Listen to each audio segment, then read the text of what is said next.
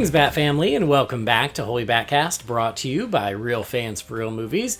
You can find us at holybatcast.com and all over social media on Facebook, Twitter, X, Instagram, and YouTube. Just search for Holy BatCast and you will find us. If you love the show, you want to support us, you can also do that on Patreon. You can go to patreon.com/holybatcast. You don't have to do it, but for everybody who's done it, I appreciate you. You guys are awesome. Thank you to all our patrons. You guys rock. What else? We're part of the Real Fans Podcast Network. You can check out all those shows at rf4rm.com. And finally, as usual, I'm your Bat host. You can't get rid of me, Andy DiGenova. That's me. You can find me on Twitter, X, Instagram, Letterboxd, Threads. Yeah, all those places. Andy DiGenova.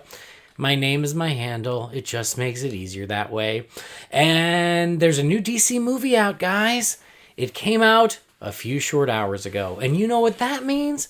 As is tradition, you get an opening night spoiler-free reaction. And the bonus of that is I get to welcome my favorite co-host to do these spoiler-free reactions with me. You know her, you love her, just not as much as I love her. It's my wife and favorite co-host. It's Kathrynn DiGenova.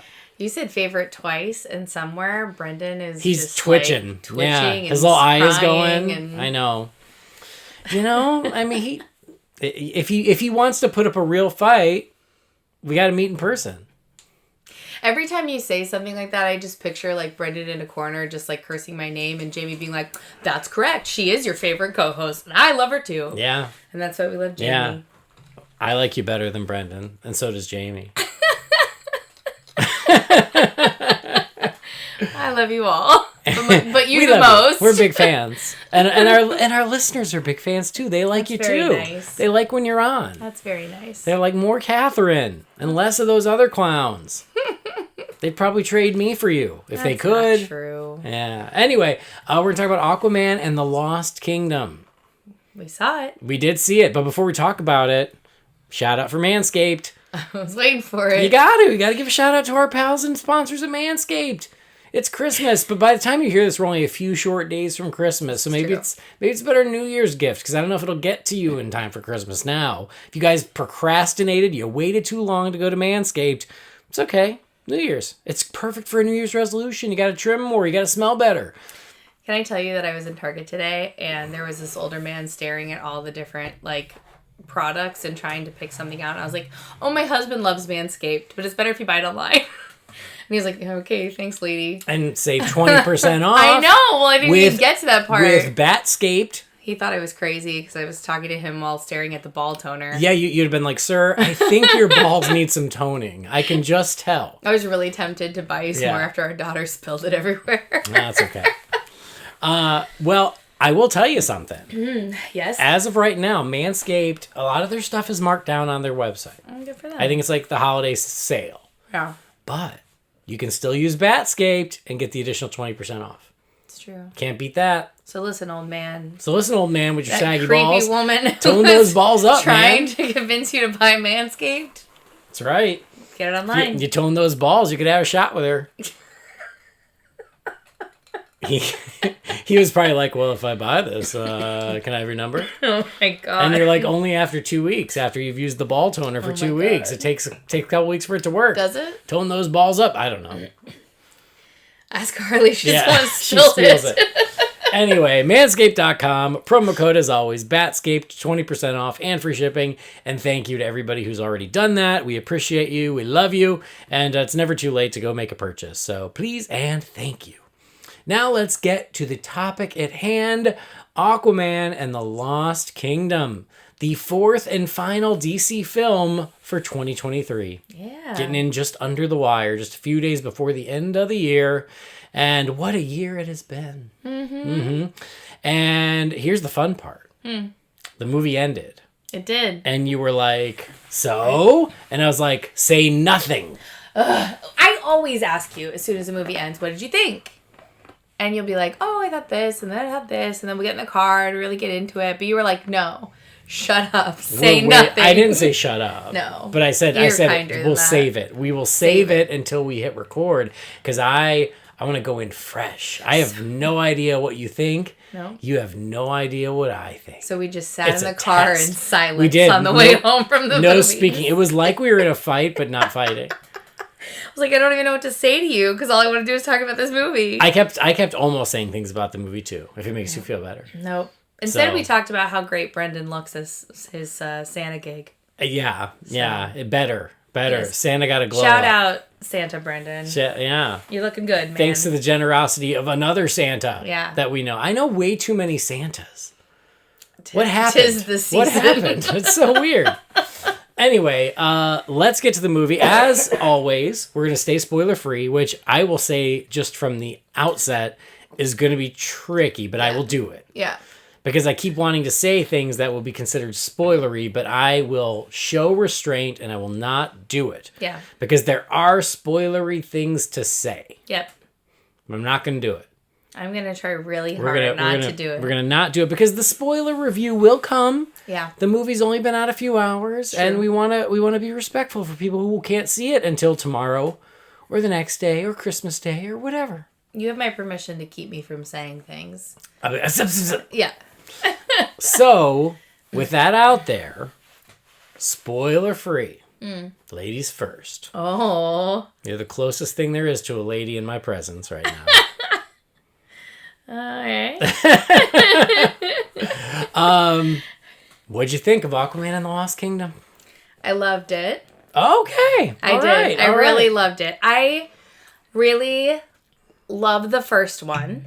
We saw it 3 times in the theater. I've revisited it several times since then, and I absolutely love that first movie.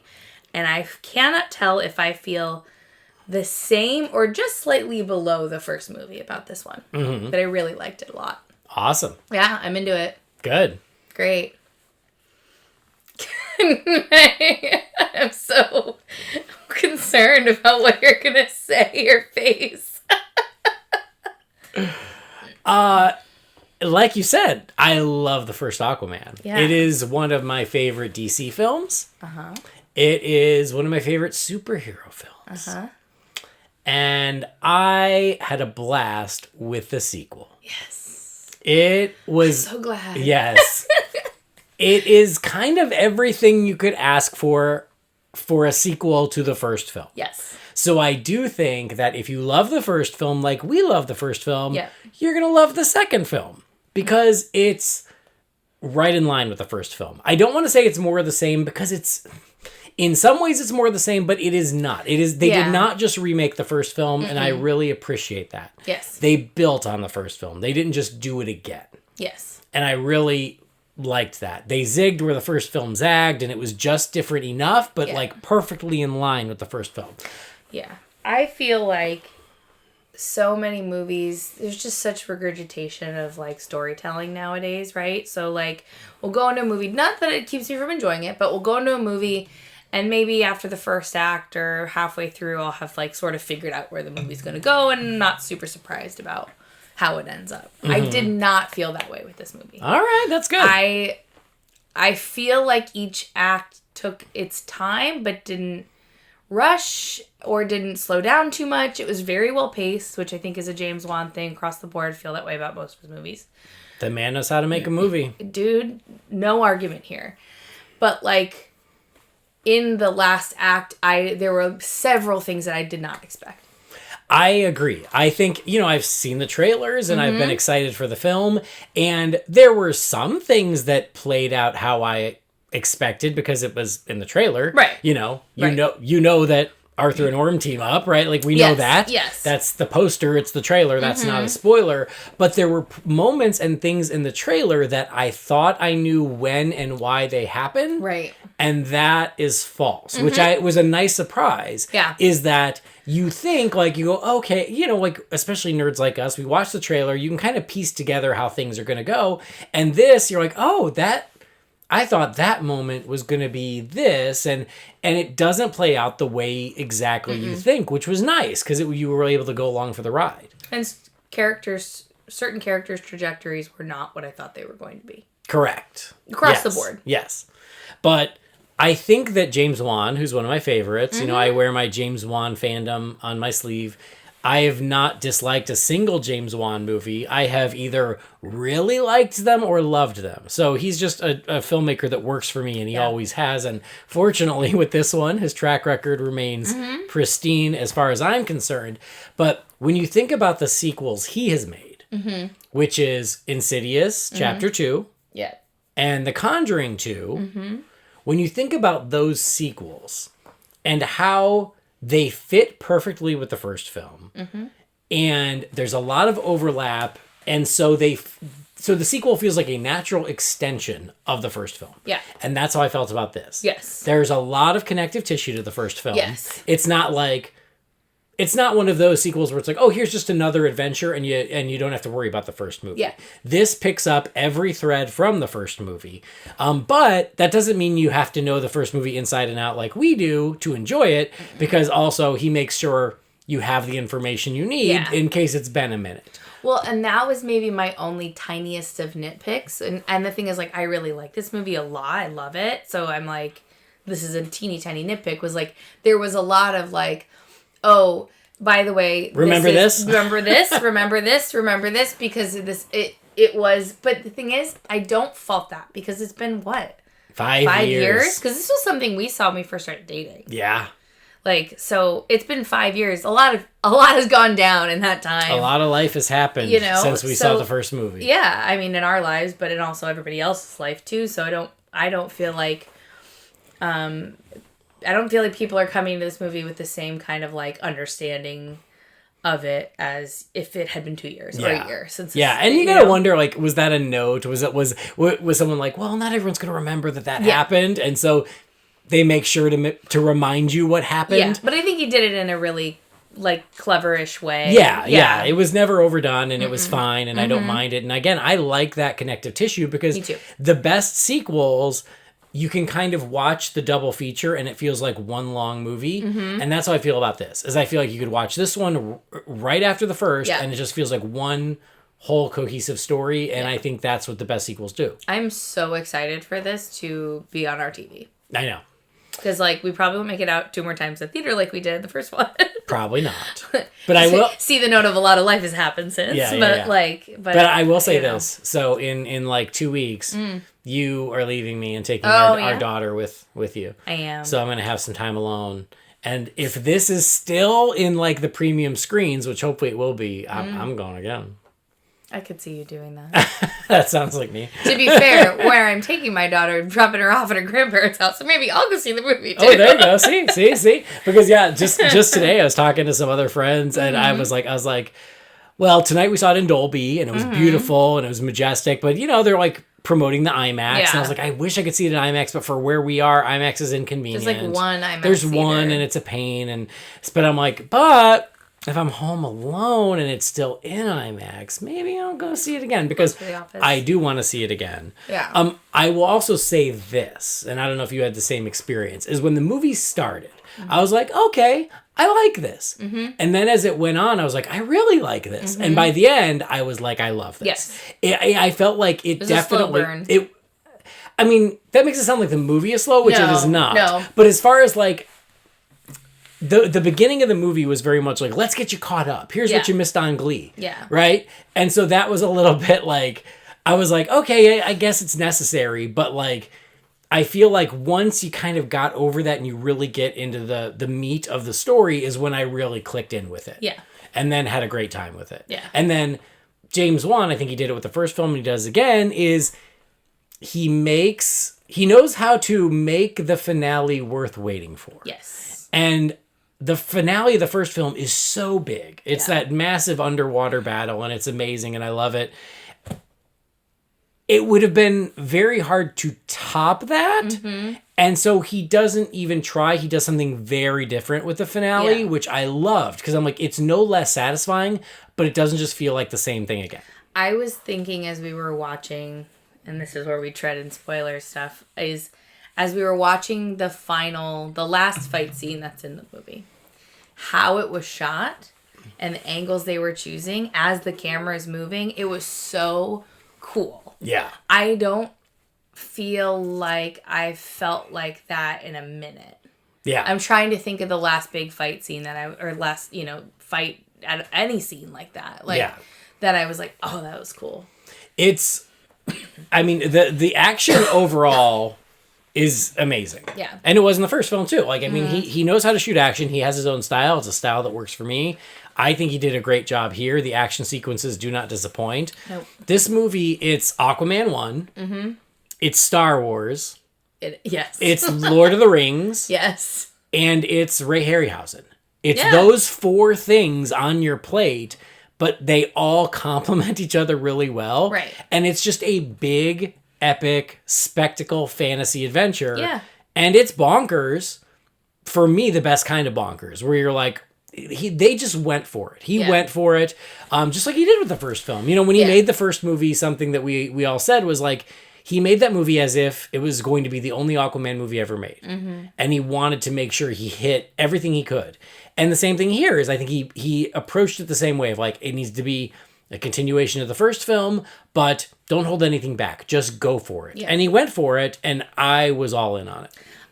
I totally feel like there were a couple areas where he even doubled down a little bit in world building here. Yeah. Which I think was really cool. The thing is, like, the premise of Aquaman, like, there's a reason why it was made fun of in Entourage as, like, the thing, right? Of, like, that was a superhero. It was, like, it seemed so absurd that we would ever have a live-action Aquaman. And here we've had, like, now 2 and other appearances in other movies, and they've all been awesome. Like, this is where this whole, like, end of the DCEU chapter changeover kind of thing like, disappoints me. Is like, I want to see the trilogy play out. I know. So badly. I know. I feel the same way, but I think that's why James Wan was such a smart choice for Aquaman, because he's someone who wants to celebrate all aspects of Aquaman and his world and not be embarrassed by any of it. Not at all. And that's why I think the first movie's so great, and I think that's why this movie works. And again, for anybody who thinks the first movie was a little too bonkers, this one is even more bonkers. Yeah. But that's why I like it. Like, because he just went for it, and it was, I mean, from a design and visual standpoint, A+. Incredible. A+. The action, the spectacle, A+. Mm-hmm. It looks amazing. It's, like you said, the world building, it's beautiful. It's a blast. Yeah. I think my tiniest nitpick is, and it's funny because it's a similar nitpick to what we had with Shazam 2, but I like this way more than Shazam 2, is that it feels like some of the quieter moments are shortchanged. There's like a little bit less of the quieter character-focused moments. There are still some, and it still works. But like, I do feel like it's about the thrill ride, and I think it might have benefited from a couple more quiet moments. That's fair, but I didn't feel like it was lacking. I didn't feel like it was lacking because I think Jason Momoa makes up for it in his performance across the board. Mm-hmm. Like, he's goofy and he's silly and he's funny and he's this bombastic, bigger than life character, and I feel like has to be for the sense of who Aquaman is, like, in on the joke, right? Yeah. Like, yeah. He talks to fish and he knows that that's weird. Like, that's kind of like his thing. And I think he brings so much heart to the character that, like, the way that he cares about people and the way he interacts with the other character. Like, it's just, I didn't need as much of quieter moments in character building. Like, we didn't get it out of Shazam 2, which is... It's apples and oranges and right. And it's not even close. Yeah, yeah. But that was the one thing, and I do feel like it's just over 2 hours. It's 2 hours and 4 minutes. I want to say the first movie is a little longer. Yeah, definitely. Maybe because we walked out and I was like, this early. Yeah, and I do wonder, like, if that was maybe a similar thing where there was more of it, but enough of it is left in that you don't lose those threads. And I think that, there's still plenty of heart there, but it's just not, I don't think it's quite as focused as the first film on those aspects. But you mentioned Jason Momoa.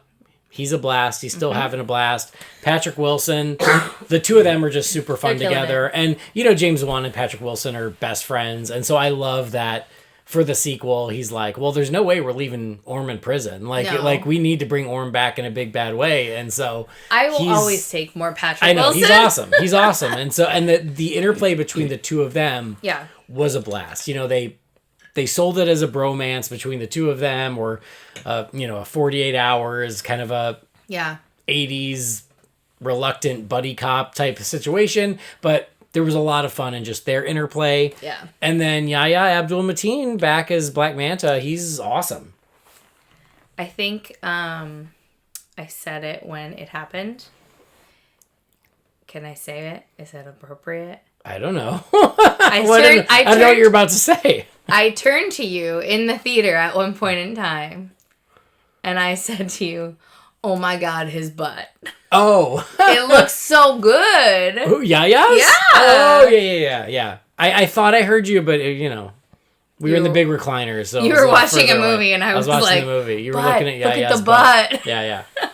God, sorry everybody. Not yeah. Yeah. Who we saw the first time we saw this. We did. He came to the screening of the theater. first film. But I do love that, you know, Black Manta really gets to be the main villain this time. Yes. He's awesome. He looks awesome. He's formidable. So I also, what I really loved, and I don't think it's spoilery, is how they took supporting characters from the first film and gave them a lot more in this film. Yes. And I think that was really cool because there were characters that we liked in the first one, and some of them had very small roles, or some had, you know, solid roles, but they got more to do. And I think that was another really impressive balancing act of like bringing back all the main characters in a meaningful way, making it about really Arthur and Orm, but then still having enough to do for Atlanta and the dad and other characters, you know, like, and again, I don't think it's a spoiler that most of the characters are returning. Yeah. So, and it was really nice. I liked that by the end, you know, they all had their moments and stuff. And I had a personal favorite, but I don't know if it's a spoiler. I don't think it's a spoiler, but you know, the Brian King. I love the Brian King. Oh yeah, Brian King. Brian King. Brian King's. I don't think it's a spoiler. I love that you just turned to me and you were like, Gimli. I love him. I love the Brian King. So I mean, I guess I wasn't paying attention to know if he was back, but I was so happy that he was back, and I love that they gave him a bigger role. Well, I was thinking about that as we were watching it. I was like, man, all these sequels, like a bunch of different sequels, will try to like bring back every single character and then add 3 new characters to make you care more about what's happening and be more invested. And then what happens is there's all these different character arcs and storylines, and it's too much. And I felt that way about a lot of different sequels this year, about a lot of sequels in general in the last few years, but this didn't do that. It took characters that we met in the first film, maybe we didn't spend enough time with, but it gave them something more to do. And but it didn't add a bunch of unnecessary characters. You know, I think I'm sure we'll talk more about some newish characters, I guess, but like but for the most part, it's really kind of clean in that way that it's just building on the world. It's not, you know, adding a bunch of extraneous stuff. Yeah. Well, I mean, and along those lines, I don't know if we want to talk about Amber Heard. Yeah. You know, for all the scuttlebutt and rumor and all of that, I think she was in it more than I expected. She was in it exactly the right amount. And I think and that's just I think for all of that hullabaloo, she was in it the right amount, and she did, and it felt right. It felt right for the movie, and it felt right for the story they were telling, and I think it worked. And I was like, oh, okay, great. Like, there was no point where I was like, oh, I see what you did there. Like, there wasn't. It was. I saw a headline as soon as we came out, and it was like Amber Heard's role in Aquaman reduced to 8 lines, a laugh, and a grunt, and I was like, I mean, maybe, but I didn't think that there was not enough or too much of her. I thought she was in it exactly enough. Yeah. Because the story, and I think James Wan even said this, and I think you've brought it up before, the story is not about Mera and Aquaman. The story was about Aquaman and Orm and the brother story. Yeah. That's what this movie was. Right. There was no place for her in that. Yeah, the first movie was about Arthur and Mera, and this movie's about Arthur and Orm. Yeah. And you know, like, we can, you know. That's fine. It was fine. It was totally fine. So, yeah, no, I thought that they did a really good job of bringing back all the right characters and using them in just the right way. Yes. Agreed. Yeah.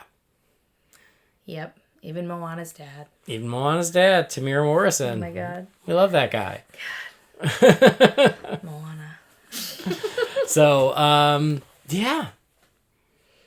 don't know what else there is to say without spoilers. really Without spoilers. That's the problem. Heading into dangerous territory here. I know.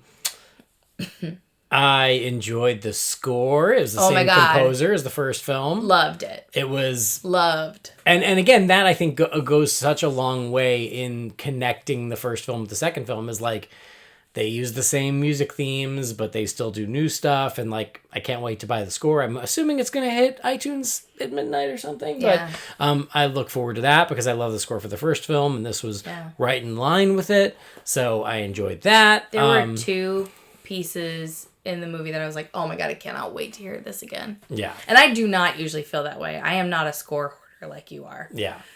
But no, it was good. And then I guess I kind of alluded to it, and we've talked about it with the trailers and everything, is the creatures, the monsters. Like, so my God, he had so much fun with the creatures and the monsters, and there is no shortage of this. And that's the Ray Harryhausen part, is there are so many things, and where it feels like that updated Harryhausen movie in the best possible way, where again they just went for it. You want your creatures, you want your monsters, then Aquaman and the Lost Kingdom has got you covered. Yeah. So I had a great time with it. It's worth noting, we did wait all the way to the end despite having to pee. Mm-hmm. And there is no post-credit scene confirmed. I was told that, but I have trust issues. That's fair. And so I was like, I'm just going to wait. There's going to be just in case. There was like a button scene. There's a little mid-credits moment. That was cute, but... But no post-credits. It's the end. Yeah. Sad. And I do think it makes for again, I would have loved to have gotten a trilogy. I'm not expecting that, but for a Aquaman double feature, I'm very satisfied, and it really works as a double feature. The ending, it gives enough closure that you go, like, it doesn't leave you on a cliffhanger. I don't think that's spoilery to say. Yeah, neither did the first one. It gives you enough closure that you're like, if this is the end, and it probably is, that's a good ending for the character. It's a good ending for the world. Yeah. So I had a great time. It's a heck of a ride for the holiday season. Loved it. I hope people see it.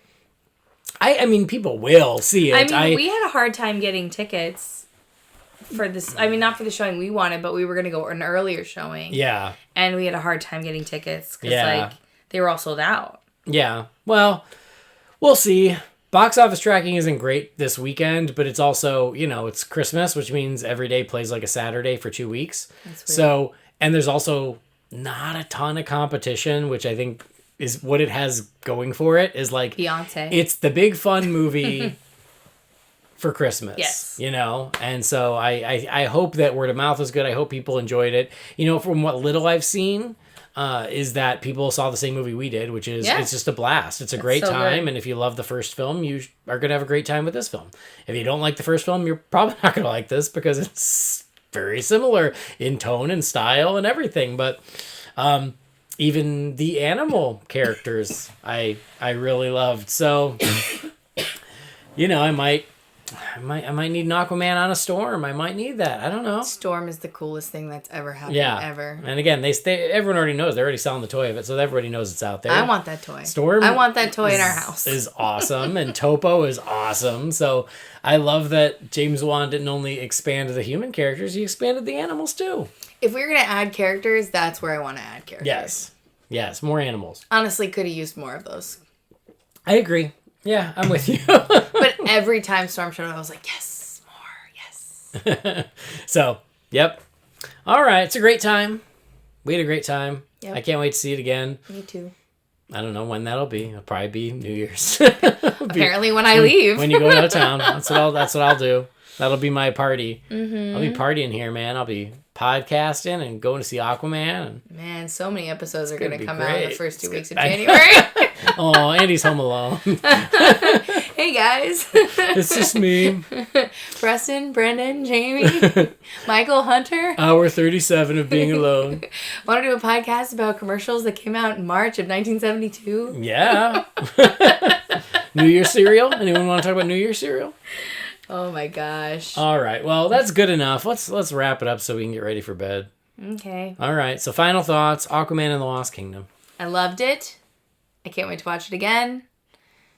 I want to say it's just as good as the first one.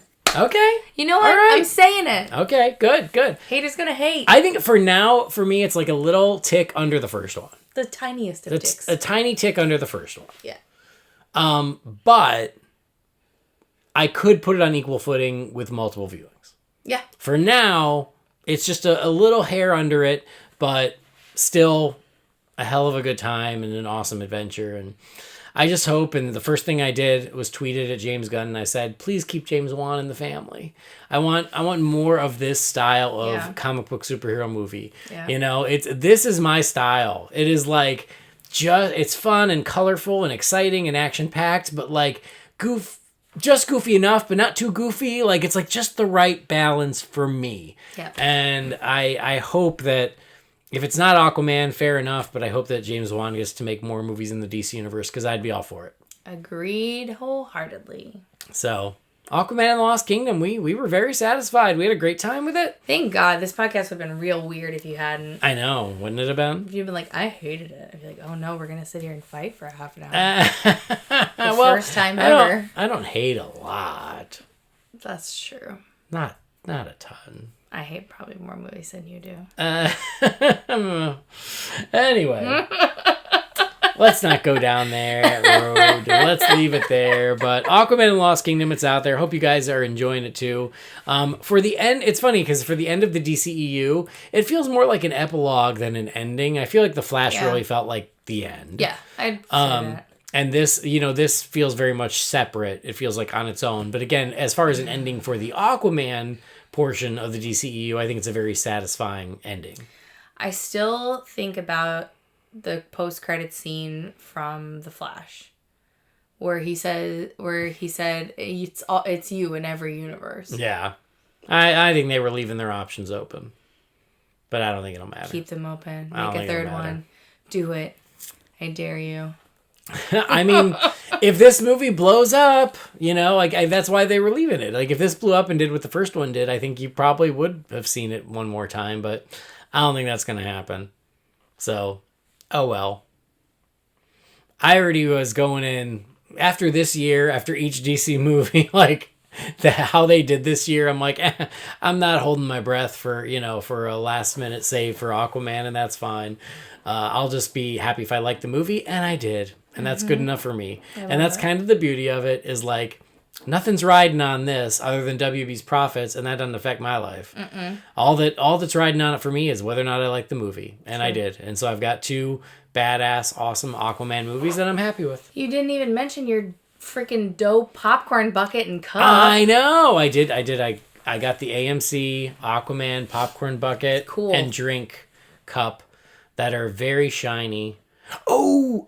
They're almost as cool as the Blue Beetle one. I feel like they're pretty close. They're really cool. They're very fancy. Yeah. I gotta figure out what to do with them, but they're cool. I mean, they're gonna. Thank you. You bought them for me. You're welcome. Thanks for that. You're welcome. But yeah, I had to. Every time I go to see a DC movie, if they have collector buckets and cups, I need them. I mean, but looking around this room, there's several popcorn buckets, and I would say that other than Blue Beetle, this is probably the next coolest popcorn bucket. Yeah, it's pretty darn cool. That's what I was gonna say. The suit. Oh! So they introduced the stealth suit. Not a spoiler. It's in the trailer. Right. And I was a little worried about the stealth suit. I'll be honest. I love how it looked in the movie, and much like other things, they used it just right and just enough. Yep. And that made me very happy. Like some of the shots, like in leading up to the movie, it just looked black, and I was like, really, you're gonna put Aquaman in a black suit? But no, it's like this beautiful color of blue that's actually really cool. And I thought, what a cool little way to switch it up. A nice little nod to the comics when he wore the blue suit, but without being like, we're throwing out the classic costume. Like, you get the classic costume, you get the stealth suit, and then you get Jason Momoa's standard outfit, street clothes. Yes. You get a little bit of everything, and I thought all of that was balanced very well. Bohemian gypsy. Exactly. That whole look that he has. Yeah. So, all right, Aquaman and Lost Kingdom. It'll be exciting to talk spoilers because, again, there's a lot that I'm holding back.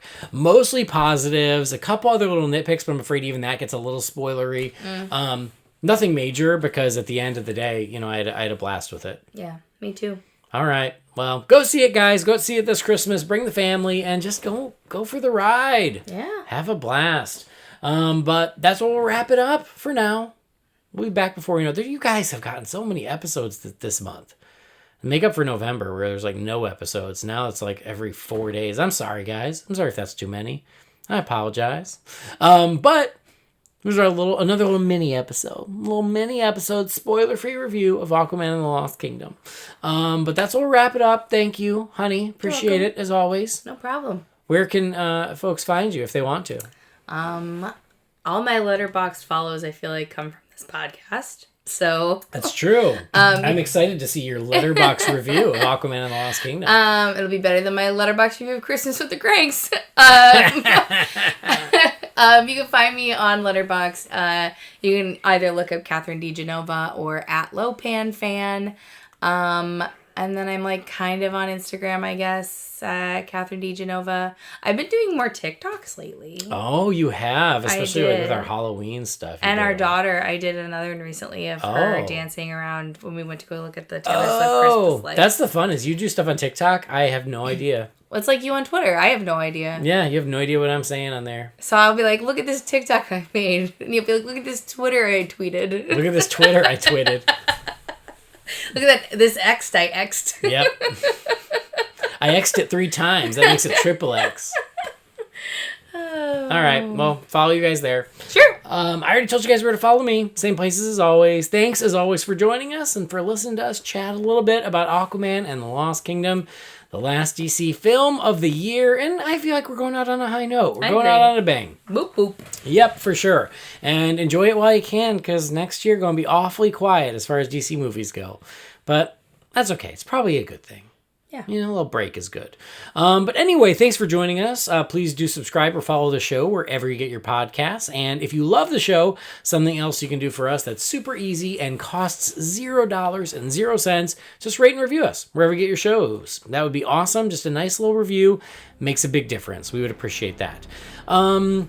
Big thank you to Gaurav Venkateswar. He makes our theme music. His work is at gvtunes.com. It's late. It is late. What else? Something for the Wayne Manor mailbox. I'm sure we're going to be talking Aquaman. If you've got something for that, you can send that to Holy BatCast at rf4rm.com. Again, check out our pals over at manscaped.com. Use that promo code BATSCAPED for 20% off and free shipping. That'll do it. On behalf of Kathrynn, I've been Andy. This has been Holy BatCast. We'll see you next time. Same storm time, same Topo channel. Hey, hey. No, that's Moana.